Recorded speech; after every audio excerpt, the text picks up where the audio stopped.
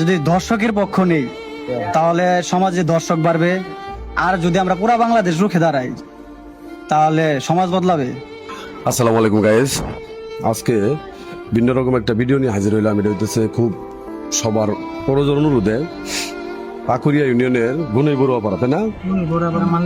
গুনইবড়ুয়া মান্দাখালী 7 বছরের শিশু ধর্ষণের অভিযোগে আমরা আজকে একটা প্রতিবাদ জানানোর জন্য সদর হাসপাতালে আমরা আজকে আসছি।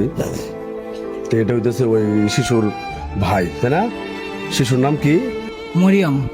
আচ্ছা, 7 বছরের শিশু মরিয়ম আমার সামনে শোয়া দেখাইছো শ্যাম। 7 বছরের শিশু আমার সামনে শুয়ে আছে। ধর্ষক সৈয়দ আলী ওরফে চিকু মিয়া, তার বয়স প্রায় 60 বছরের উপরে। ভাবা যায় সমাজ আজ কোথায়। মানে ভাবতে কথা বলতে আমার নিজের কাছে কিরকম জানি লাগতেছে যে কি বলবো। আমার নিজের একটা মেয়ে আছে, এতটুকু মানে কি বলার কোনো ভাষা নাই। তোমরা কি মামলা করছো? হ্যাঁ, মামলা করছি আমরা। আচ্ছা, এটা কতদিনের ঘটনা? আজকে 4 দিন। প্রশাসন থেকে কোনো কিছু বলছে? প্রশাসন থেকে আমাদের বলছে যে ওরে ধইরা নিয়ে আসবে। এর বিরুদ্ধে কোনো অ্যাকশন নিছে? অ্যাকশন নিছে, গেছিল যাই ওসি সাহেব নিজে গেছিল, যাই এরা হ্যাগের বাসায় যায় বইলে আছে যে ওর বাবাকে যিনি থাকুক আর কি ধরাই ওরা খোঁজ দিয়ে দিবে। হ্যাঁ, এসপিও গেছে আর কি।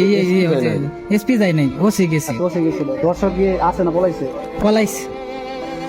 ধর্ষক পলাতক হ্যাঁ, পলাইছে। ধরার কোনো হায়রা ধরার সুযোগ আছে, আইতে পারে কিনা আছে টাকা। আমরা শুনছি যে টাকা চলে গেছে। মানে দর্শকের যে আত্মীয় স্বজন বা পরিবার আছে, ফ্যামিলি আছে, তাদের প্রতি কি প্রশাসন কোনো মানে প্রেশার ক্রিয়েট করছে? হ্যাঁ, প্রেশার করছে, হ্যাঁ পরিবারের উপরে প্রেশার করছে। তোমরা যে মামলা করছো এর বিরুদ্ধে করা কোনো কি চাপ প্রয়োগ করছে? এর বিরুদ্ধে চাপ করে নাই। এর আগে আর কি এরা মিট হইতে চাইছিল, আমরা মিট হবো না, আমরা সঠিক বিচার চাই, হ্যার ফাঁসি চাই। আপনাদের কাছে আমার দাবি এটাই, যাতে হ্যার ফাঁসি হয়। হ্যাঁ, কেন একটাই দাবি, সারা বাংলাদেশের কাছে আমার দাবি, হ্যাঁ যাতে ফাঁসি হয়। আম্মা নাই এখানে, আম্মার মাথার সমস্যা, পারিবারিক মানে মাথায় সমস্যা, মেন্টাল কিছু বলতে পারে নাই। এখন তো বর্তমানে আমি আছি। বুঝতে পারছি, ওর আম্মাও আছে, মানে ওর আম্মার মাথায় সমস্যা। যার জন্য কথা বলতে চাচ্ছি। যিনি একজন ভালো আছে ওনারা নিয়েও মানে ওই দুই একটা কথা জিগাই না, আর কাউকে কিছু বলার দরকার নাই। মামা এনে চাপটা বলালাম তো কি বলবো। যদি দর্শকের পক্ষ নেই তাহলে সমাজে দর্শক বাড়বে, আর যদি আমরা পুরা বাংলাদেশ রুখে দাঁড়াই তাহলে সমাজ বদলাবে। তো সকলের কাছে অনুরোধ, এই মর্মান্তিক ঘটনা যাতে আমাদের বাংলাদেশ আর না ঘটে।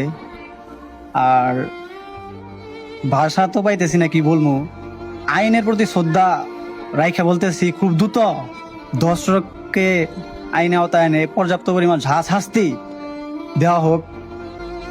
আর সে প্রেক্ষিতে যদি আইন যদি ব্যবস্থা না নিতে পারে তাহলে যুব সমাজের হাতে বললে যে দর্শকের অবস্থা খুব ভয়াবহ হবে। আশা করি আইনের প্রতি সম্মান আমাদের আগেও ছিল, এখনো থাকবে।